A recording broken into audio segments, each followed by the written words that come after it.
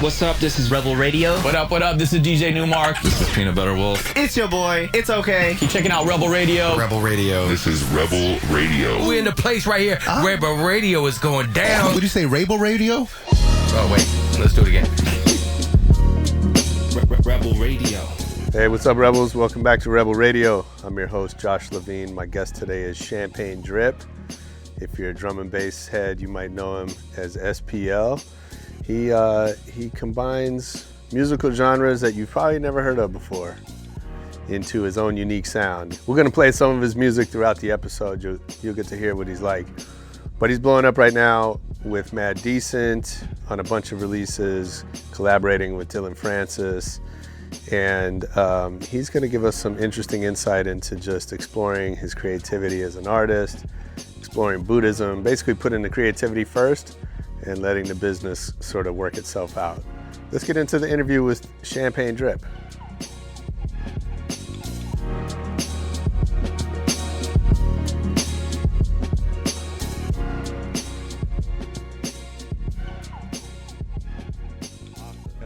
But thanks for being here. Yeah, man, for sure. You don't need those if you don't want them. I mean, Okay. they're just there for show. Make us Nice. look official. I used to Although have they're all these. beat up. This is where like my first DJ headphones. Is that right? Yeah. The 600. So take me back to the beginning. How'd you get it? How did music become the thing for you? Were you always into music as a kid? Yeah. Yeah. My parents were into music. There was like a lot of music in my family. In Portland? In Bend, actually. In Bend, okay. About 3 hours east. I've never been, but I've heard good things about Bend. It's beautiful. I love it. Yeah. I like. Now it's like my vacation. Is that right? Yeah, that's what Nice. my dad doesn't know, but his house is actually just my vacation house. Awesome. So yeah, I like. So what kind of music were you into? All kinds of stuff, like classic rock, and I would say classic rock and classical music. Yeah. Were like the main things, and jazz. You were playing? Not a lot. Like I took piano lessons, but I was never like Not really that into great Yeah. at it, and like played drums. Uh-huh. But like drums are kind of weird to just play by yourself. Right. Like it's Yeah. and I just Bend is a small town, and like my friends who played music wanted to play different music than I did, so it like never. That's part of how I got into electronic music, is because it was like I could do it all myself, Right. kind of thing. Yeah, sure. You don't need a band. Yeah, Yeah. and I didn't have to be very good at playing instruments either. What was? Do you remember the first record you ever bought? Yeah, well, I think so. Yeah, I think it was like an MC Hammer cassette. Okay. I was like 6 years old or something. Yeah. And I mean, I guess I didn't buy it because my mom. someone bought it for you. Yeah. Yeah. But you picked it out. Yeah. I picked that out. I that heard it counts. on the radio. Right. I thought it was awesome. Sure. So, Yeah. never heard anything like it before. We didn't really get like a lot of music in Bend. Right. The radios were like Yeah. Yeah. pretty sad. Yeah. So. Yeah. That's how it goes. Mm-hmm. And then, how'd you discover electronic music? Like through movies. Okay. So, I'd hear like weird stuff on movie soundtracks, and I always thought it was like super cool. Like which one? I think like the Mortal Kombat soundtrack had like some electronic stuff on it. I thought that was really cool. And I can't think of other ones. Like I could think of ones later, but that might have been like when I was a little kid. Right. The first one. Yeah. And then my sister had a friend in high school who was like music guy, he played like 10 instruments and knew all this stuff. And so I remember just asking him like, oh, what's this electronic stuff? Mm-hmm. How can I find more? Like, what's good? Yeah. And then I remember he just emailed me like this list Nice. of like albums to check out. And you go to Napster or Juno, It or was you go into the before store? all that. It was Yeah. before like MP3s or maybe it was in the early days of MP3s, Right. but there wasn't a lot of file sharing. So did you go into store? Was there stores in Yeah, Bend there that was like had- there were 2 record stores. yeah. And they had some cool stuff. So, I would go in and like, I think I got like $10 a week allowance or something. Uh-huh. So I would like save up my allowance. Sure. And, That's like 1 12-inch if they're imports, right? yeah, I mean, these CDs, it was like 2/3 of a CD. Right. So it's Exactly. like every other week I'd Yeah. buy a new CD and like order stuff off of this list if they didn't have it in stock. Yeah. And they could get anything. So Yeah. I remember when Napster first came out, I had this list that I'd been keeping.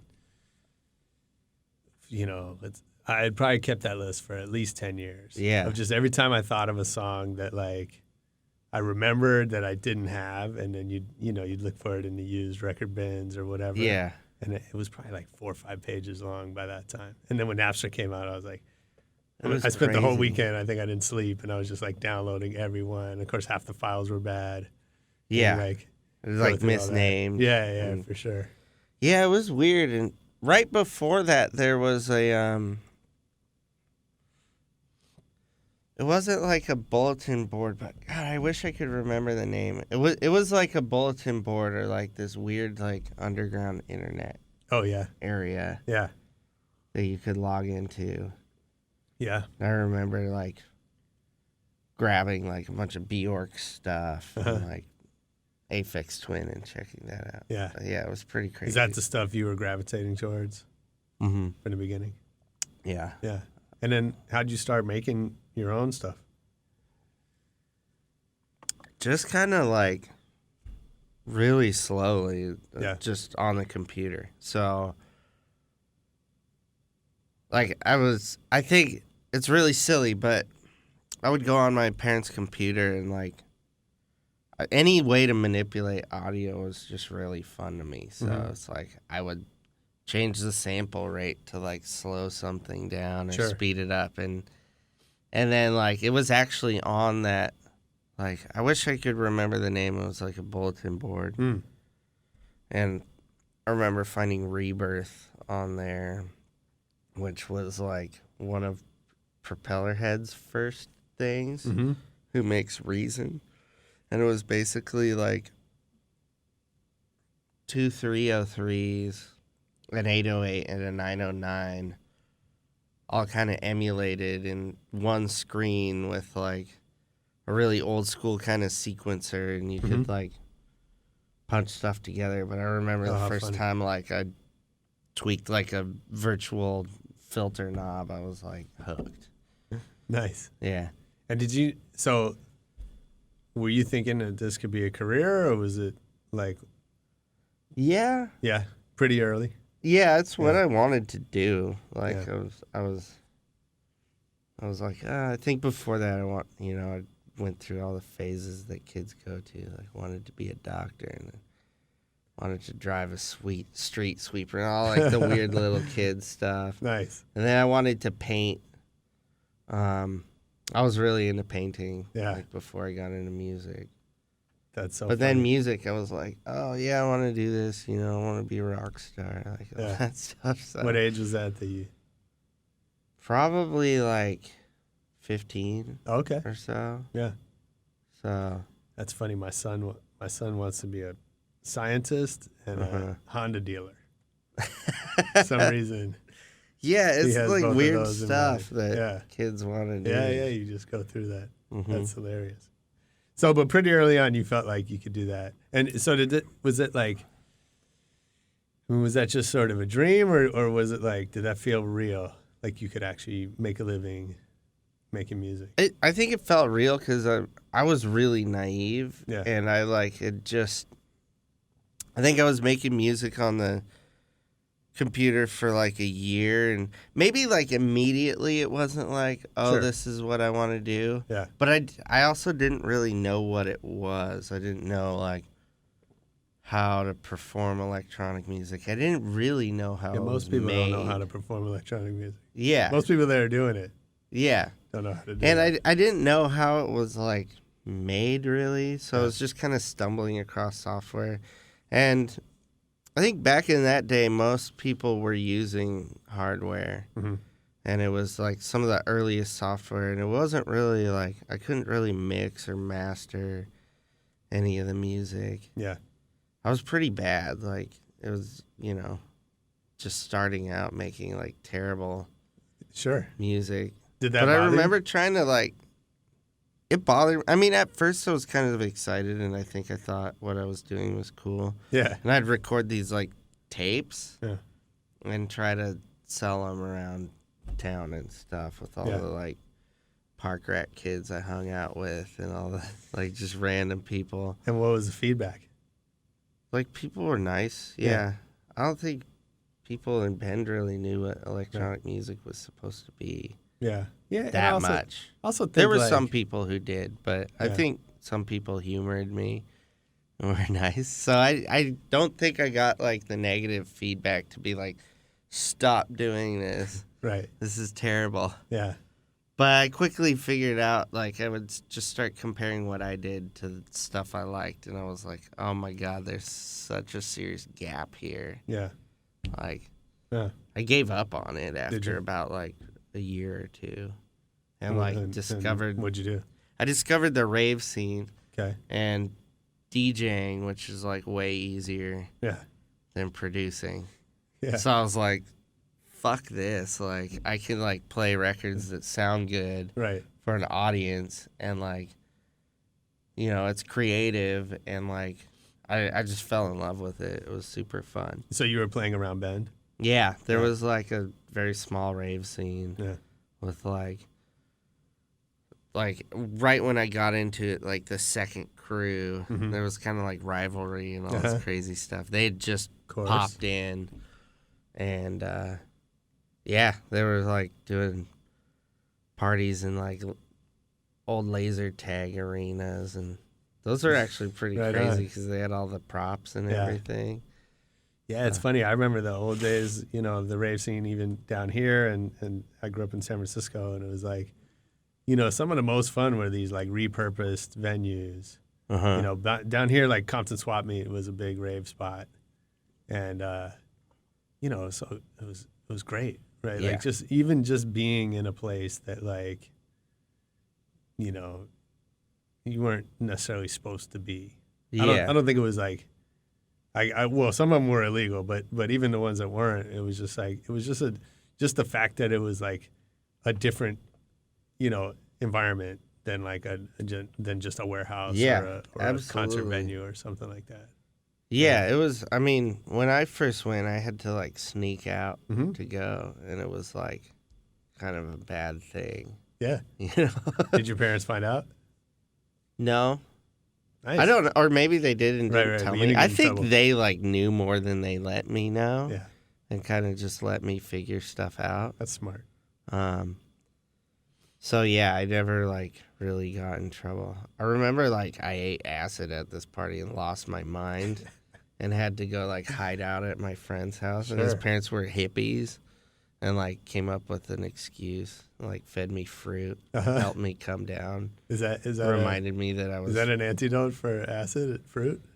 I think it was just like a distraction from the fact that like I got in way over my head when I was really young. That's great. But like I told my parents that I was like had cat allergies or something, because I do have cat allergies, so I can look like really messed up Yeah, if a cat like sleeps on my face or something. right.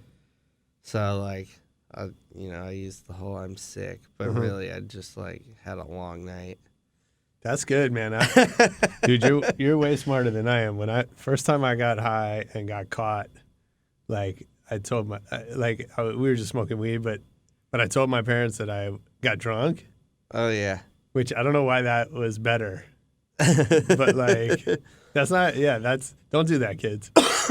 That's pretty funny. Yeah, the first time I got drunk was like with my sister, and she dropped me off with my mom, and like I was like, I want to go back out and drink more, and my mom was like, no, you're staying here. I didn't get in trouble, but That's cool. I guess I was with my older sister, so Sure. it was like, Safe environment. yeah. That's cool. So what kind of, when you first started DJing, what kind of music were you playing? Like a lot of techno and Yeah. trance and like acid house and What's but I mean kind of everything. I think Yeah. the first record I bought was drum and bass. Like what? It was like a Diesel Boy Uh-huh. record. Yeah. And yeah, it was like just kind of everything. But I think the first stuff I was really playing out was like mostly like techno Mm-hmm. and like a lot of European stuff. Yeah. Which I think was most of the market, anyways. But Totally. yeah, Yeah. um, And you got, like, people were into it. yeah, it was super fun. Yeah. I had a great time. Like, Do you remember your first time on stage? yeah, that was terrible. But like quickly after that, I kind of learned some of the like major not to dos. Right. And What, so like, what was one that you learned? just like I got on stage probably too early. Yeah. So it was like I wasn't really like ready yet. Yeah. But it was like my friend was throwing parties like and he put me on early like before anyone was there even. Yeah. And then I got like a few more months of practice in. And then he did another show and like put me on like during like the prime like late night spot. And it Yeah. was just like I could hold it together at that point. You know, it's so like, you know, being willing to go out and like not being that bothered when you're not good, I think Yeah. is so important. I have a friend, I'm not going to say his name, but he's a, you know, pretty big DJ now. And he used to DJ a party for me, you know, way back when he first, and the kid was just terrible. Uh-huh. He was just so sloppy. Like, I think I saw him, like, just pick up the needle in the middle of a record one Yeah. time and leave all Yeah. this dead air. Like, he just didn't know what he was doing. That was like me. Yeah. But, you know, like, and then he came back, you know, 3 months later or whatever, and he just killed it. Yeah. And, like, he figured out whatever he needed to figure out, and then he was great. And I mean, and it's like pretty traumatizing to like leave that dead air For sure. when you're up there. So it's like, oh, it feels like an hour, right? yeah, and like it imprints in you really quickly. Yeah. When you make mistakes like that. I remember it was like the first time I got too drunk to play. Right. Like, Yeah, it's a good no. it was kind of the last time where I was like, all right, like that's something I'm gonna have to manage. Like, Right. don't drink too much before you perform. Like, Yeah. Yeah. But I 'Cause- think, you know, some people, it's tempting to just give up. I mean, I don't know if you like had to like confront that, but I could see why, like, Yeah, because I You know. mean, I don't know. I'm pretty hard on myself. I'm probably my own worst critic. Yeah. In some ways, I'm also confident, but I don't know. I can beat myself up pretty bad. But I don't know what else to do with my life at this point. I mean, that's probably important. yeah, I feel trapped. Well, I mean, I probably would enjoy being a gardener or something. I could think of, Okay. like, if I was to pick a life path now okay. that I've lived, it would probably be something really different. Okay.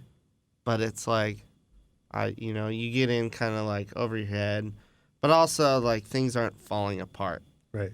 So I'm gonna keep doing what I'm doing, even if I like. I mean, it seems to be even going if I pretty fall well. on my face sometimes, like Yeah. as long as overall, like I'm holding it together Sure. or like improving, Yeah. then I can keep going. So at this point, were you playing under SPL? Just sample back then, yeah. Okay. And And then when did how did it take shape that you have this artist name and you're kind of got, into a genre, you're playing drum and bass and making that, like, how'd that all come together? it kind of came like, it was after I'd given up on producing music.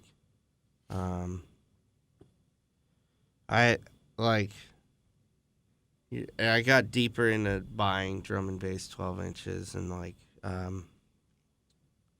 we had actually one of the record stores in Bend ordered 12 inches and like had them in and you could request things. And then I'd also go to like Chemical Records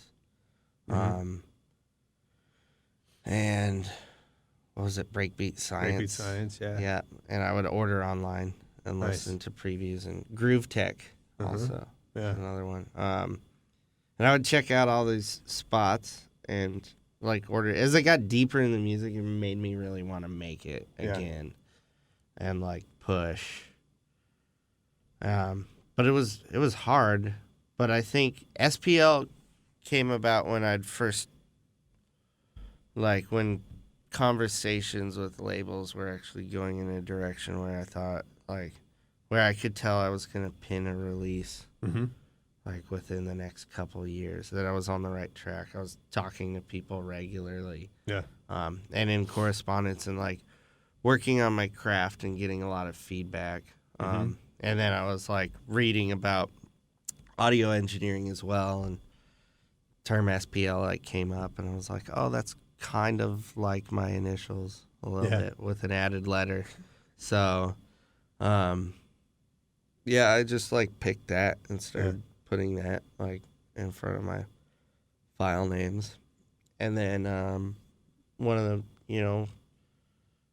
the rave promoters in Bend like put me on.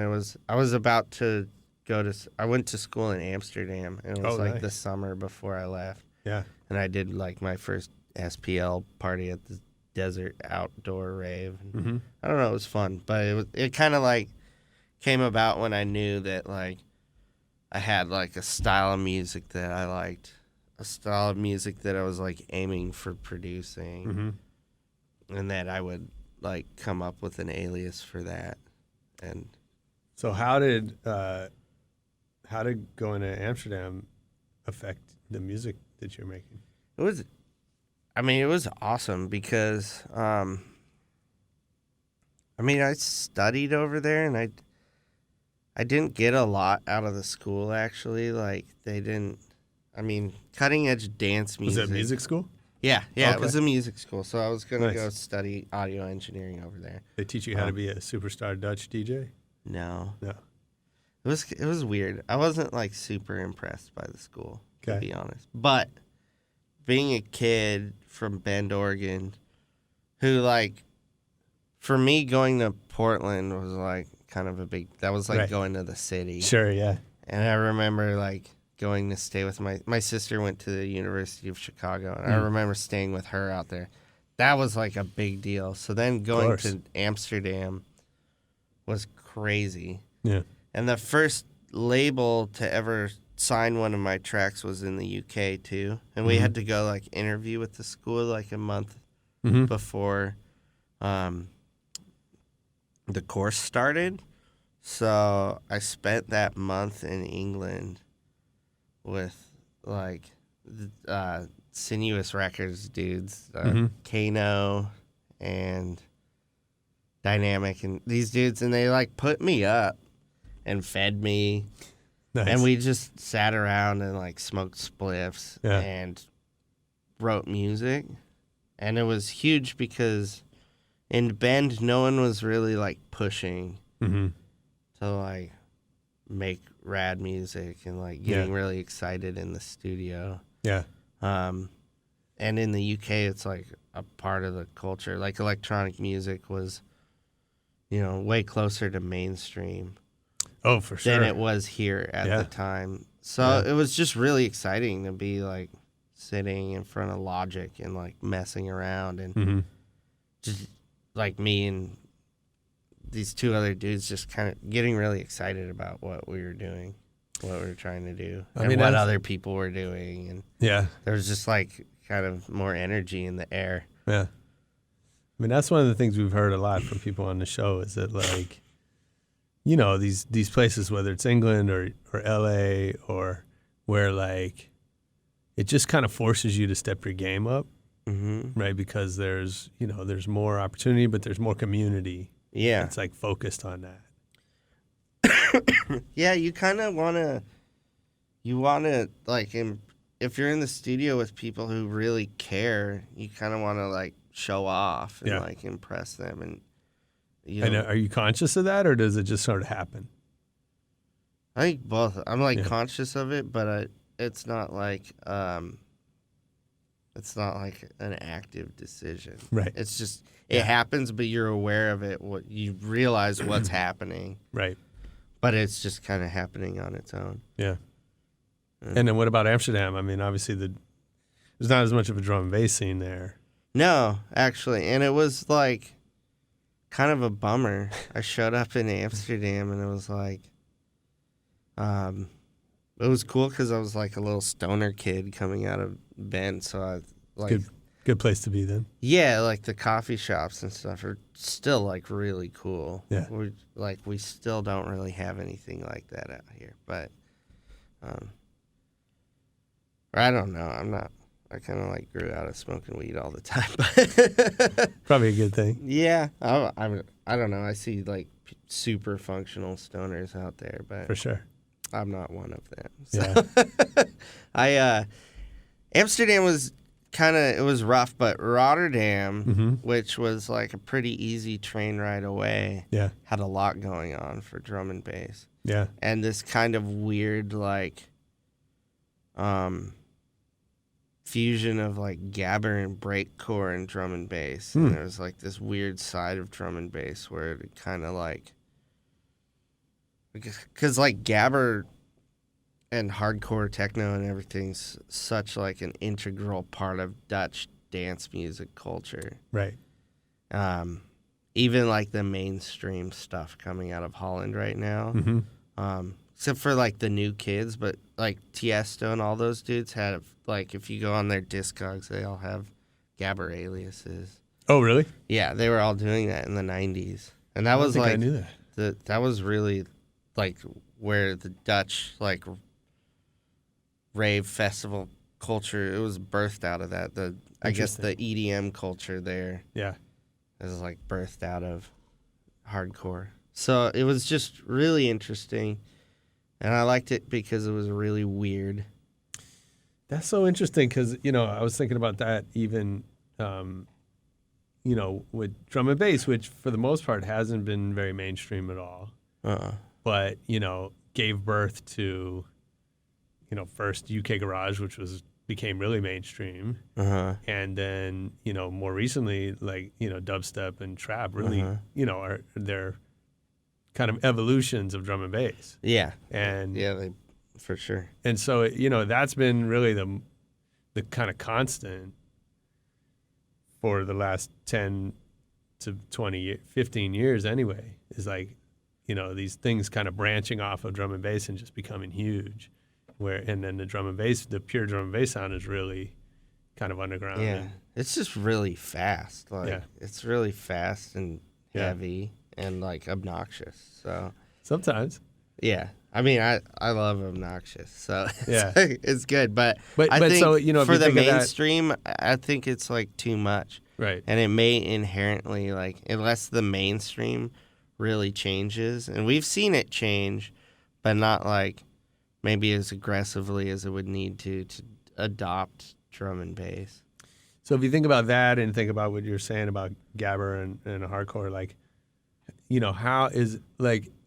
How important is that to have this like really underground kind of thing that people can then build on and make that, create like a mainstream version? Is that like? I think it's essential. Really? Because it's like pure. Yeah. And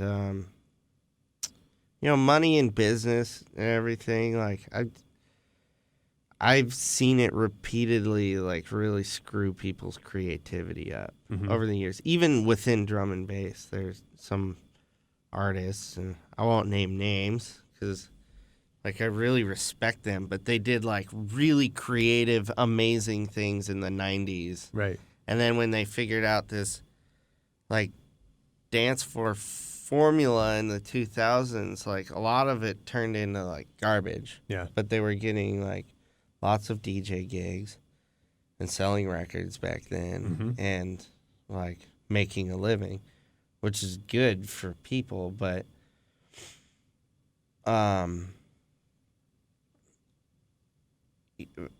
creativity, I don't know. When people do things just for, like, art for the sake of art, I think, like greater things can be achieved.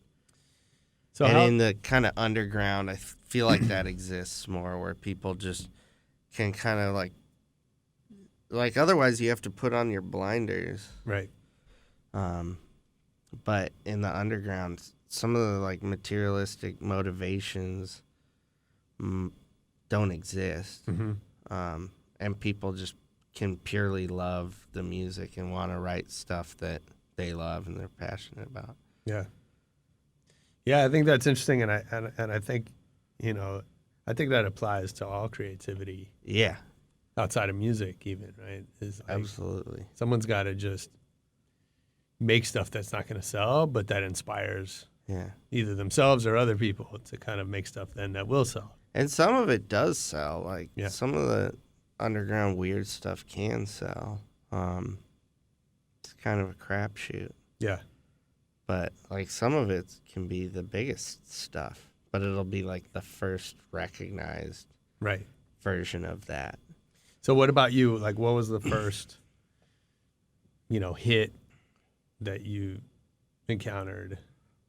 It was kind of like a lot of little baby steps. Uh-huh. I don't know if I've ever had like a big hit. Sure. Like, I mean, I've had like in different areas. So, when I was living in Amsterdam, I like met this dude Max who did stuff under Limewax, and he was like living with his parents. He was like 16 at the time, and we were writing like music that was like heavily inspired by Tech Itch and like a lot of the real dark kind of sounds coming out of Bristol and London, and but we had our own like weird version just because we were really young and naive, and we didn't really, I was studying out in Holland and not working. I was just going to school, and he was living with his parents, and we kind of just did things our own weird way.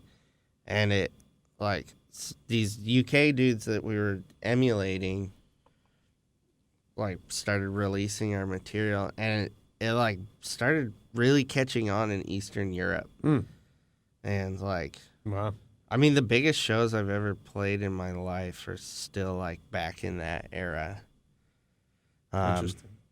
But, like, How the big- money how wasn't big? very good. I think the biggest one was, like, 12,000 people, or 10 or 12, somewhere in there. That's real. Yeah, in St. Petersburg. Okay. And then there was another one in Kiev. Mm. And, like, things were, like, really big. There was, like, crazy attendance. And, Yeah. like, I remember MTV Russia showed up at one of the parties and was, like, interviewing us. It was really weird because I was living in Bend. Or when that caught on, I had moved back to Bend and was, like, living with my parents. And in my hometown, like, no one... Like, I had lots of friends and stuff, but... Yeah, but it and they all wasn't- knew I did music, but they all thought it was crazy. Right. And, like, I didn't even really play shows at home. Yeah. Because I think most of my music, like, scared people in Bend. So how does that affect your, your career and your creativity when you, like, stuff's happening for you in different places, but when you're every day out of the house, like, no one knows about that. I think it like, hurt it. I mean, I was really into that sound. Yeah. And really driven and focused. But looking back, it's hard to say. I think it was maybe a combination of that and maybe just, like, bad work ethic and being young and, like, partying too much. That I definitely didn't work as hard as I do now. So if you look back, would you tell someone to, like, stay over in Europe and, like, be where the action is? I wanted to. Yeah. And I would say, do that. I had trouble, like, with visas and stuff. Like, I couldn't. Sure. I wanted to go out and do it legitimately. Right. And I couldn't. Yeah. And, I was looking at Holland because most of my friends were there because I studied out there. And to get a visa in Holland's, like, really tricky for an artist. there's just a lot of money involved. Right. So Crazy. yeah, I know. Like, I mean, Holland used to just have pretty open borders. I think I don't know the exact history, but it was sometime in maybe the 80s or 90s. They really like.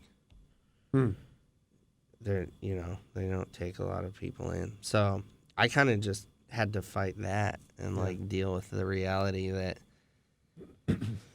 and like I was doing music that in America was pretty unrecognized. There was like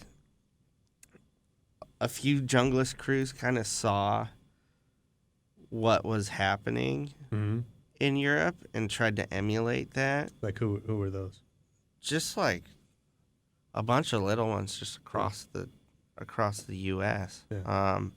So I did like a tour when I got back, but I would say half the shows were pretty sparse, or more than half the shows. Like it never caught on, and they tried pushing that for like a year, and it just never caught. And then at a certain point, like I would maybe play like 1 or 2 shows in the U.S., but do like an Australian and 2 European tours every year. It was weird. But I don't know. It was fun. It was fun to be part of that. I don't know if I really appreciated it at the time. I knew it was cool. I definitely get more excited now. Is that right? Yeah. Like what excites you now? Just simple things. Like I just have become more appreciative of every little thing, I just realize life's short. Was there and something I that just want to be present? was that in reaction to something? Probably. I think I was really depressed in my 20s. Yeah. It was just hard. So, and Like I just kind of had about business or just in general. I think in general and business and I don't know. I just had never like I never really studied like what it takes to be happy, if that makes sense. There's like I feel like a lot of like my happiness now came through actually like reading, finding things out. What'd you read? Just like a bunch of Buddhist stuff. Like there was The Art of Happiness by the Dalai Lama. Yeah. And it was just really interesting. I think I was just really caught up in kind of like materialistic stuff, like chasing what I don't have, stuff like that. So I think just life. That's what your 20s are for. Yeah, I don't think it's like that weird. Right. But like looking back, it's just funny because it's so directly tied to I think my music and everything. Yeah. Can you hear that in your music if you look back? I think so. Yeah. Yeah. Just in like, I mean, inevitably there'll be a progression, or at least you hope, if you keep learning and practicing. Yeah. But just in the fact that I practice more now, and I think that just comes through like not being as lazy and like just living, like getting up and taking what I want. Yeah. Yeah. That's Like a good going one. out there and reaching for it. You should read a book called Rebel Buddha. Rebel Buddha? Fantastic. Okay. Yeah, it's kind of like Buddha in this modern day context. I mean, it's there's some Dalai Lama in there, but yeah, it's interesting stuff. It's cool. Yeah. We talk about looking back, like you hear from musicians in a lot of genres, the rock guys or hip hop, like they get a hit single and like they got to play that song for the rest of their lives. Yeah. And they get tired of it, and there's always that double-edged sword of like they want to go perform and obviously make a living, playing music for people, and then people just want to hear that one thing over and over. How much does that happen, do you think, in electronic music? I think like a lot. Does it? Yeah. So now, like I want to get to present day, but now you're making music with Mad Decent. Which brings you, I'm sure, to a much bigger stage here in the U.S. But so how much of that? How much is crowds like wanting to hear that song that I they don't. know I don't or have whatever. that song. Right. Um, So is that a good thing or? I think I've had like a mini version of that song, but Which it is like what? comes and goes. I wouldn't even say any particular song. Maybe that's not the right way to put it. I definitely have shows where people are like, "Oh, you played that," or like, "Oh, I wish you played that," or whatever. Right. But yeah, I don't think I've ever had like a massive hit Sure. in my whole career. Yeah. I've had like tunes that were more popular, Right. but no like crazy windfalls. Right. It's just been like a slow but steady climb. Mm-hmm. Yeah.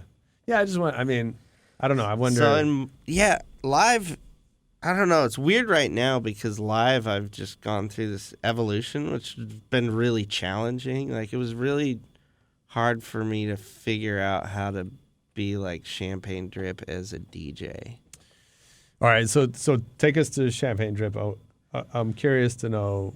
Well, I want to hear all about how that happened, but I guess my first question is, why is it a good idea? Why is it a good business decision to have two artist names? I think people are like fans,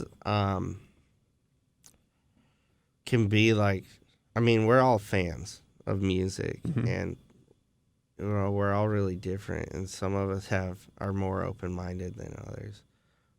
But a lot of people, and even myself at periods in my life, would be really focused on like one style of music and want to hear a certain thing and like get a certain thing out of music. And there's like a certain feeling or vibe that every style of music kind of has its own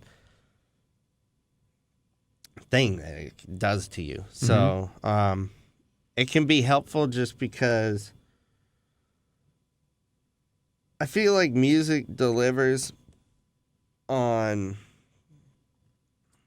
it'll meet expectations and then surprise you. And I think a lot of it works that way, and that's how music works. So was it the idea like, I just want to explore a different style of music, Yeah. and then you got to do that under a different name? Yeah, Yeah. I'd already explored. I did a lot of different stuff under SPL, so I also learned a lot of things like the hard way. I think some things may have caught on more if I had, like when I started doing dubstep out of drum and bass, all my friends who like changed their name to do that, Yeah. like went really far with it, and it never really caught the way I wanted it to. Yeah. So I think just like learning like, oh, I had a bunch of like angry junglists at me, and then a bunch of like confused dubsteppers. Because you had abandoned Yeah. SPL? Really? Yeah, or no, when I just started making just dubstep or under any the SPL music name. that was different, trap Right. or whatever. Yeah. And then I also had like a bunch of really confused dubstep heads when I would like play drum and bass or like release a drum and bass tune. They'd be like, "This is really fast. What is this?" And I think that's cool in some ways. Like I've always, like as a DJ, I think it's like good to challenge people like at certain moments. Like you grab people and you obviously want people to have fun and have a performance that's like engaging. Sure. But it's also an opportunity to like share something that you love that maybe people don't know about. Well, I think it's so interesting. We there's so much talk in music about genres, right? And there's like a lot of people that feel that genres sort of don't matter and that all, good music is good music and that. But I don't know that I buy it. Like, I think humans, like, we need systems for organizing information and in our thoughts, right? And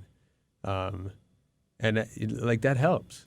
Like I grew up, buying records in record stores, and like if I had to like search all over the store to find what I wanted, like that would have just been a shitty experience. Yeah. It'd be like going to a grocery store There's and too like, many well, the bananas records are out over there. here, but the pears are on the other side of the store. Like, Yeah. it helps people find, especially in this environment with, digital, like there's so much music out there. that if you just had to start over from scratch every time, trying to find what you would like, Yeah. it'd be maddening. Yeah. I mean, yeah, it would be crazy. It would. But I you know couldn't that even imagine starting up as like an artist right now without Is that right? like roots. I mean, I guess it would just be a whole different thing.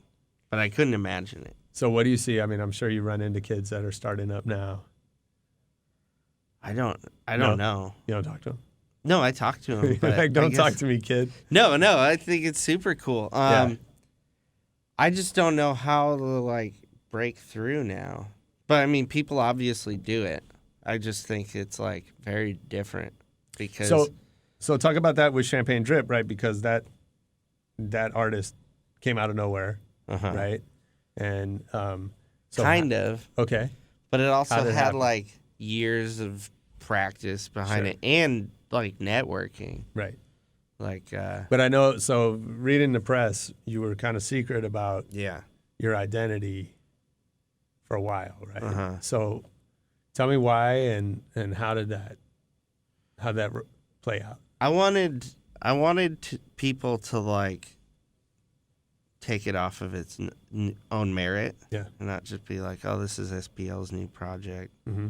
Oh, it's way different or whatever. I just wanted it to be its own music and its own thing. Yeah. Which helped at first, but I did end up running into like, eventually I wanted to like associate with it Yeah. as That was the plan Sam, all along. like, or SPL or whatever. Right. It wasn't the plan all along, but I didn't want to like wear a mask. Mm-hmm. I didn't want to have to rely on like a big stage production or like all these things to like keep the identity hidden. I guess I could have just done a mask or something, but to me that's kind of cheesy. Mm-hmm. So it's just not really my style. It's definitely cheesy. Yeah. So Don't it's wear a like, mask on stage. I mean, you can like but it's not me. Yeah. And also like I kept it hidden from some of my friends and a lot of people. And part of the fun of like living in LA is being able to share what you're doing. Mm-hmm. And, like when you go out Yeah. and check out what other people are doing, they might ask you what you're up to. Of course. And like for a while there, I was like, oh, just, working on music with nothing to show for it. Mm-hmm. It would like, it's kind of like missing one of the perks of doing art. So Yeah. that was like a motivator. And also I like, I have a following with SPL and had built a social media reach Mm-hmm. over time. Right. And figured I could use that to help push Champagne Drip too Yeah. and get it in front of more people. Yeah. And has that worked? Does it Yeah. work to like Yeah, it's working lead better people now. back and forth? Uh-huh. So is SPL retired? Are you still? I'm still working on music. It's just really slow. Yeah. Like it doesn't. Right now, I'm pushing really hard with Champagne Drip. Sure. And like writing every day. Nice. And if I have some time to write for SPL, like it's great. Or if I have an idea for it, I'll Mhm. jot it down. But like right now, it's like taking a lower priority. So it's not retired. It's just kind of like hibernating until I can finish another record. Sure. So do you do you come across songs as you're writing that are like, oh, that's an SPL track. Let me. Like, do you have does that? Do you know what I mean? Do you have to like make that distinction? That could happen. Usually, I kind of know what I'm getting into to a certain extent when I'm starting to write. Just even like for a while there, it's like even like if I'm gonna write within a certain scale, like that'll kind of determine Right. where it goes. Yeah. So give me, are there two songs that like sort of best illustrate the difference between the two sounds? Yeah, there are. I'm going through like a really weird period right now though, where Okay. like Champagne Drip's changing a lot Okay. because what it started out as, How would you describe that? it was like a weird like 80s kind of like future bass meets jungle thing kind of its own like weird thing. Okay. But yeah, it's like had a lot of like, think like 80s Miami, like Miami Vice, Phil Collins, like that whole thing. Okay. Meets like some drum and bass production and kind of like glitch hop influence and some trap influence. That's a lot. Yeah. Yeah. Yeah, it's a lot. And so where's that evolving to? it's kind of like right now I'm just focusing more on like bass. I'm allowing it to get a little like darker and more bass line driven. And kind of more hip hop influenced. Okay. But like hip hop in terms of the beats, and then like dubstep and like IDM in terms of like the bass lines. So it's just opening up based off of just what's working for me as a DJ and also what I'm inspired by in the studio. So it's kind of weird. Like I'm going through like kind of a shift right after a shift, but it's just kind of quickly adapting and having fun with it and letting go a little bit. So did you know that this was going to work? No. Or was it just like creatively, I'm just going to do this and see what happens? Or the new stuff or just Champagne Just Champagne Drip, period. I didn't know. I wanted something that I could like juxtapose against SPL and have like a really different outlet for. I didn't know if it was going to work. Parts of it didn't work. Like what? Like, I mean, the anonymity thing, I think I hit a wall with that. Yeah. And even with like the sound, I felt like I hit a wall with that. So right now I'm like entering new territory that's working way better. Just because I think you can't predict the future, and I think it's important to like move when things plateau. I've learned that when they start to like get stuck. So I agree, and it seems like one of the challenges, in your position is to recognize when that plateau is happening. Yeah. And I think so many artists or, creative or business people in any area, like you're in it and it's really hard to see when the curve's coming. Yeah, and it also goes against like what a lot of people tell you. A lot of people tell you like have a mission statement, make a brand, and stay on brand. Yeah. Like. So tell me why those people are wrong. I think they're only wrong when that brand like isn't working. Right. Or like that mission statement isn't working. But every brand hits that point, right? Like, and I guess that companies go through rebranding. Yeah. At that point. Yeah. Sure. Or they change a lot. So how do you know? Like, really what do you look for to tell you that your brand is getting stale or you're hitting a plateau or whatever it is? I don't.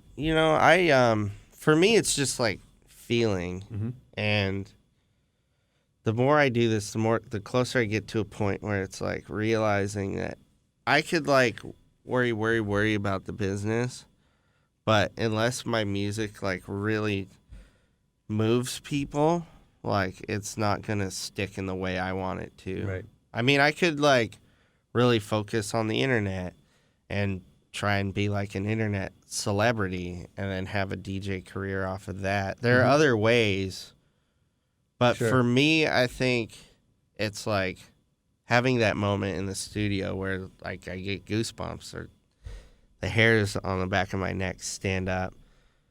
And most of the time when I have that, when I play it for people, I get like a similar reaction, or it like moves people, or it's capable of moving people. So the best I can do is just kind of follow that.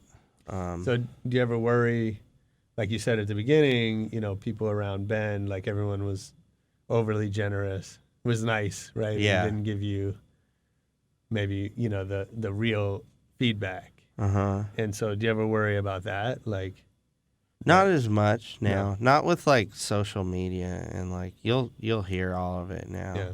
I have good friends who like will tell me their opinions, But I don't. I mean, it depends on who you are as an artist, but I don't know how important that is for me anymore. The feedback. Yeah. Yeah. Well, I definitely, like, for me, it's important, like, if I'm DJing, like, the crowd will give me feedback, just, like, in the air. Right. Like, I can feel it. So I'm kind of just going off of that now. Yeah. And that's, like... Is it the same? I mean, we've talked a lot on this show with different DJs about reading the room and, you know, feeling that energy in the moment, right? Uh-huh. And so how well do you think that transfers into social media? Like, if it works in the room, is it going to work on Spotify? Maybe. I mean, Spotify is like, you're only going to find music unless it's in, like, a curated playlist, Right. or you're looking for Well, I don't it mean to pick on Spotify already. specifically, but just saying, like... But even, like, SoundCloud and... Yeah. Right now, I think it does, actually, yeah. Yeah. I think, you know, if it has, like, the impact in the club environment, and then you have a fan of club music, and they listen to that outside of the club environment, they're going to be looking for that thing that they get in, like, at the club or festival or wherever they're checking out the music. So if it has that thing, whatever that thing is, then I think it translates to, like, the world outside of the party, which is, like, on SoundCloud, Spotify, and everything. Okay. What about, so you have, I've noticed your social is, like, part promotional and part, like, kind of being funny and some politics. Yeah. Is there a social media plan? Or how do you use social? Is it just you post randomly whatever you feel like? It's like, you know, I work on it with my manager, so he's, like, doing a lot of the promotional stuff. And for me, most of it's more just, like, emotional. So it's like, if I feel something and I don't think I'm, like, shooting myself in the foot by posting it, I'll post it. Right. And does that work? Like, do you know, are there indications that that's helping you connect with fans? A bit. Yeah. But, like, right now I'm just more focused on, like, the music, because that's actually, in this moment, like, in this particular time in my career, that's the most effective thing right now, is to just, like, be an artist, sit in the studio and try to make really cool shit, and then, just use social media to share that with people and talk to people, you know, keep a conversation going. Yeah. But I'm just trying to, like, focus on just, like, the beats and everything. Sure. Have new stuff for every show if I can. Right. And it's working really well. Like, I'm having more of those awesome, like, performance moments where it just feels, like, really good. And I walk away feeling really good and, like, present with it. Probably more than ever. Does that ever. help you in the studio? Yeah. Yeah. Yeah, it's very symbiotic right now. Yeah. And I'm on the road more, like, this summer than I have been in a while. So it's like there's this good kind of, like, momentum going. Sure. And That's so I'm cool. just kind of focusing on that. Yeah. And then, I guess, like, Colin and I are using socials to get word out there. But a lot of what I've been trying to do is, like, also connect with other artists lately, just personally, like, reaching out rather Through than social. just email Or and just, stuff. I'm trying to make things a little more personal right now. The social media is just crazy. Like, I look at my Twitter feed, and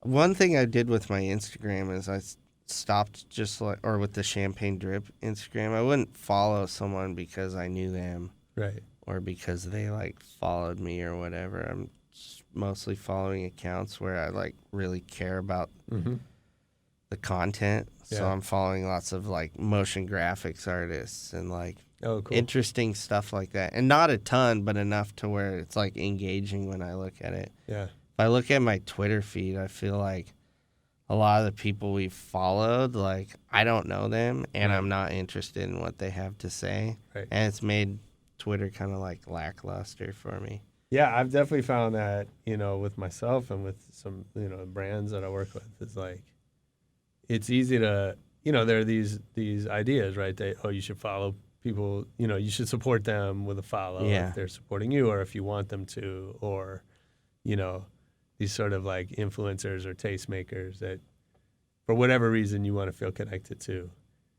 But to that There's point, no like, real connection, though. well, yeah, maybe not. And then also, you could wind up with a feed that's not inspiring to you Yeah. if you're not really interested in the stuff they have to say.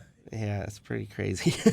It's weird. Yeah. I don't know if I'm like the best at Twitter or anything, so I'm like, you should probably not listen to me at all I don't know, about I saw- social media. I don't know. Like, there's a whole bunch of different ways to get that right. Yeah. And, what works for you.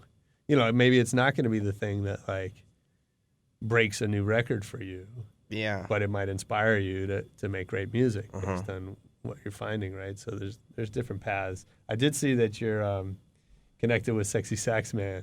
Oh, yeah. I love that Yeah. dude.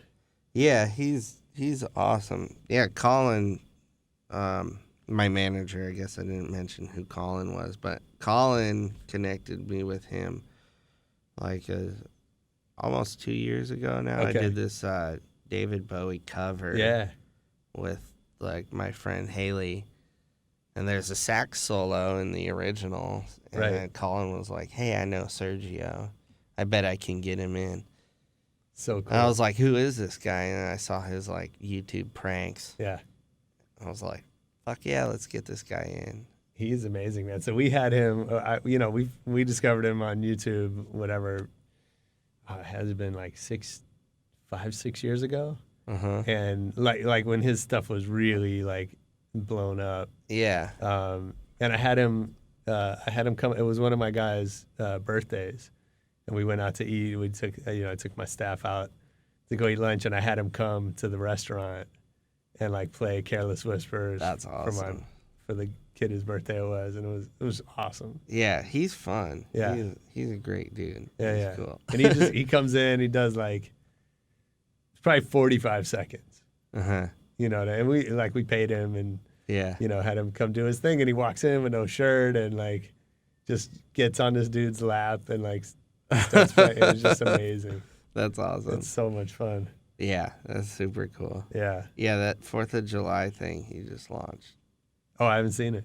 It's pretty awesome. Is it? He's like out in the LA River. Oh, I did see it. Yeah. It was on Instagram. Yeah, and there's like smoke coming out of his sax or Yeah. something. Yeah.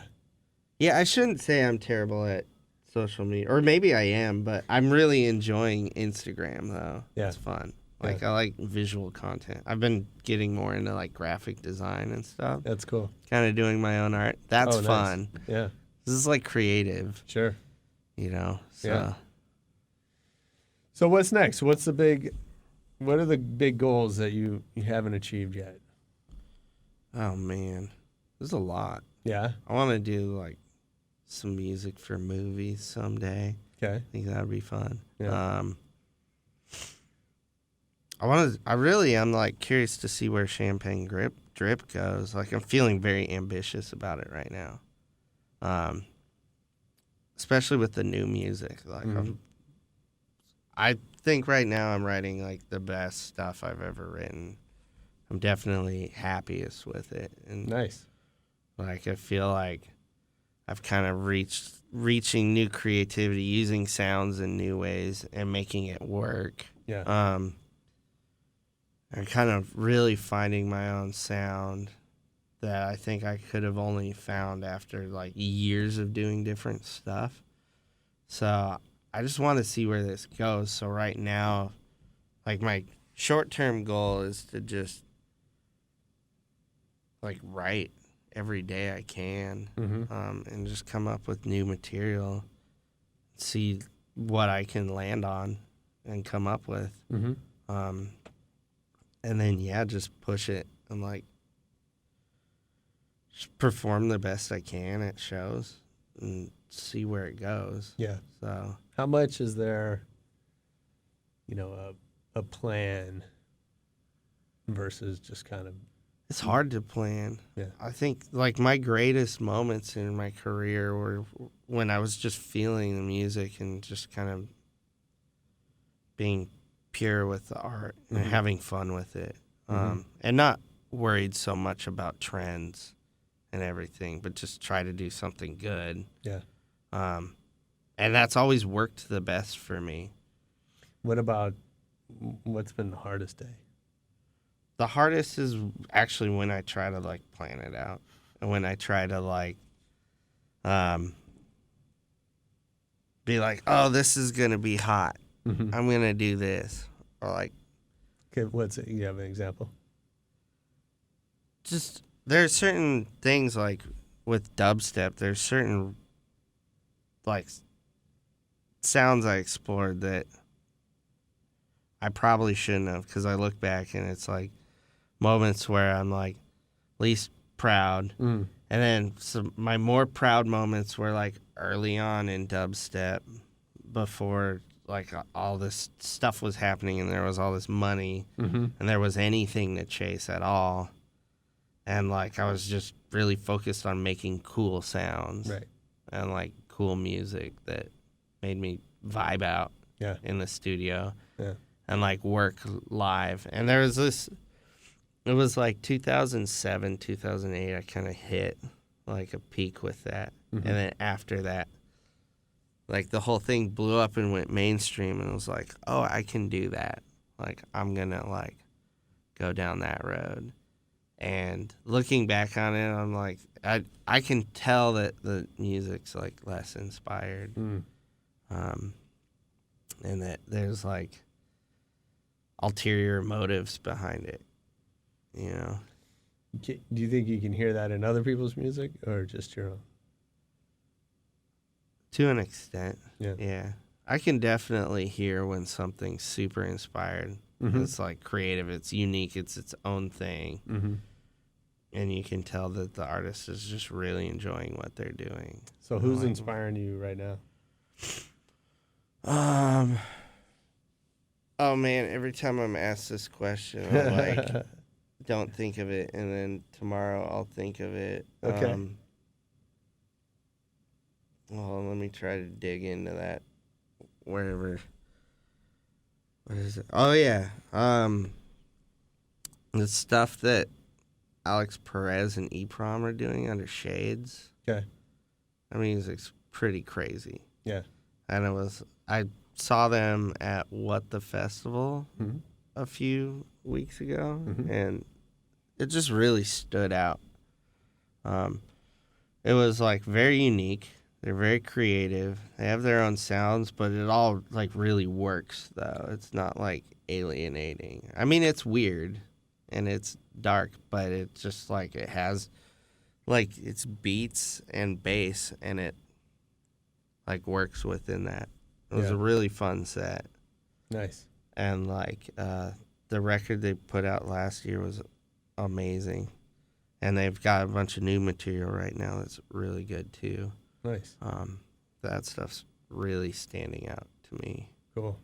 right now. What about, is there a favorite festival or a festival that people should know about? What the Festival, that was actually the best festival experience I've had. Nice. Yeah, we hear a lot of good things about that. Not that, I mean, my favorite festival is Burning Man. Like, it's just crazy. Is that right? Yeah, it's My wife's bugging me to take her. it's fun. Have you been? No. It's crazy, you know. There's a lot of people hate it, and a lot of people get, like, obsessed with it and like do it year round. Right. I'm somewhere, like, between the middle and, like, well, I shouldn't say obsessed because I like only go, like, once every 3 years for the last few years, but it's always worth it. It's 7 days. Like, it's super fun. Yeah. Everything looks weird out there. It's Right. it's out in the middle of the desert, but there's like some really high production value. Like, there are these dudes, For Camp sure. Question Mark. Okay. They team up with PK Sound and just bring out this just crazy bass rig. And so the bass is just like crazy every night at their camp. And they have a lot of talent come through. Nice. So that's kind of like the pinnacle festival experience that I've had. That's cool. But outside of that, they actually do their own festival in Belden Town called Emissions. And there's another one, Still Dream. Okay. It's super fun. Nice. And I like the festival. I feel like the festival grounds make or break a festival. Yeah. For me, Absolutely. it's like I love nature in the wilderness. Being from Bend, I think that's just like in my blood. Yeah. So if I can like go listen to music that I love out and be surrounded by trees or desert or whatever, like that kind of makes it for me. Yeah. Yeah, that's huge. I mean, And security too. Like Right. if there's a more trusting kind of relaxed environment, like Burning Man is kind of it's organized chaos.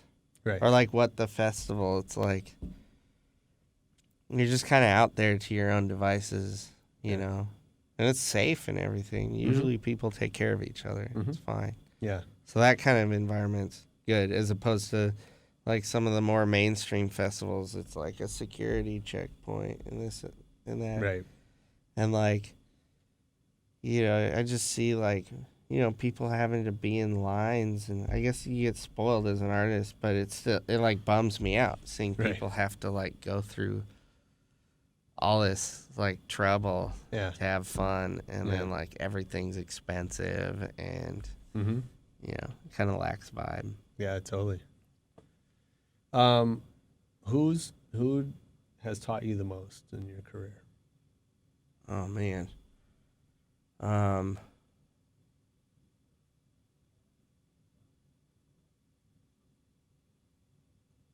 There's like a few people. I've definitely like learned a lot from 12th Planet. He was there like in the beginning helping me out. And like Colin, my manager, learned a lot from him. Yeah. What did you learn from 12th Planet? To like have fun and like be present. And like Those are important things to learn. yeah, Yeah. to see someone who's like, you know, well, also I watched him go through like a change too from drum and bass when he was Infiltrator, and his move into 12th Planet worked really well for him. And he's someone like where you've watched like EDM go this direction, and he's really stuck to his guns to like what he likes with dubstep and the sound that he pushes, and you know, he's still doing like, where he's just doing like an evolution of what he's been doing from the beginning, which is pretty cool. You can tell that he just like loves that music. Yeah. So to watch him and like just, you know, he's a cool dude. Like, he's a person who'll like remember your mom's name, and he's like never met her, you know. Right. So just kind of learning like That's cool. that kind of stuff. Be like, oh, that's a good way to be, like, Right. you know. Yeah, that's pretty cool. Yeah. Okay, my last question. Favorite DJ? Favorite DJ.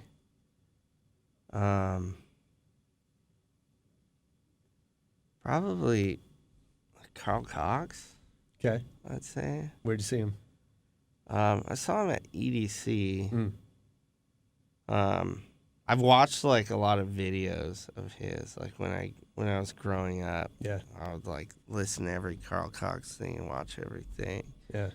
And yeah, he's just got a good vibe. Plays music he likes, and he's got like awesome technical skills. and I love techno. Mm-hmm. Like, I think secretly I wish I just had a techno career going. Is that right? But yeah. Maybe Or that'll not be, so secretly. Maybe but- that'll be the next.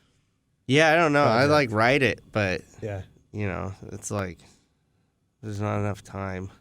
My ears die after about like 8 hours. Yeah, for sure. Or just even sitting in front of a computer for that long. Mm-hmm. It's hard. Totally. So, but yeah, it's fun. I DJ that sometimes, like at home. I'll just like put down a techno set. Nice. Yeah, it's fun. That's cool. I love it when DJs like experiment with genres, Yeah, like playing live that are not their genres. yeah, Because I think you get a different, I was doing that for a while. We were doing parties for Scion, and we would Okay. have like, we'd have some of the house guys come out and do hip hop sets, that's cool. which they all started with because in the 80s, that's what there was. Yeah. You know what I mean? Yeah. And, but they, some of these guys hadn't played that in a decade. Yeah, And so just, letting them have that freedom. yeah, you get a lot of energy there. Totally. That's Yeah. awesome. I would love to do something like that. Yeah, So, sometimes I think if like, anyone's listening and wants me to come play techno, all right, hit Colin up, yeah, book Champagne Drip for your Yeah. techno set, or will it be under a different name? We'll have to see. I don't know, whatever they want to do, I'll come play some Nice. techno. Yeah, that'd be cool. I'd come see that. Yeah, Right that'd be on. fun. Well, dude, thanks for being here, man. I Yeah, appreciate thanks it. for having Great me. conversation. Yeah. And how's everybody find you? Well, I'm probably, like I said, I'm having more fun on Instagram right now. Okay. So my Instagram account's good. Champagne Drip on Instagram. Yeah, it's just at Champagne Drip, no spaces. cool. And same with Twitter. Like I really like it when people talk to me actually online. It's like, I'm sitting in front of the computer all day. Right. So it's like if you hit me up, I'll like do my best. Nice. SoundCloud, I like forget to check the mail sometimes. Sure. And Facebook, I'm not as good at checking the mail and Yeah. everything just because it's like a clusterfuck of information on there. But yeah, if you hit me on Twitter, I like, it's always good to hear from people or whatever. Awesome. Yeah, it's fun. Cool. Well, we'll keep checking for you and definitely keep us posted. Yeah, for sure. Love to see what comes next. Yeah, absolutely. I'm curious myself. Awesome. See. All right. Cool. Thank you. Okay, that was Champagne Drip. I really liked that interview. I hope you did too. Next week, my man Bishop Lamont, he's got some crazy stories about this rap game and has not been kind to him, but he's a survivor and he's going to tell us all about that. So make sure you tune in. In the meantime, hit us up on Twitter at Rebel Radio Net, find us on Facebook, and of course, visit the website rebelradio.net, built with Wix.com, courtesy of our sponsor. And we'll see you next week.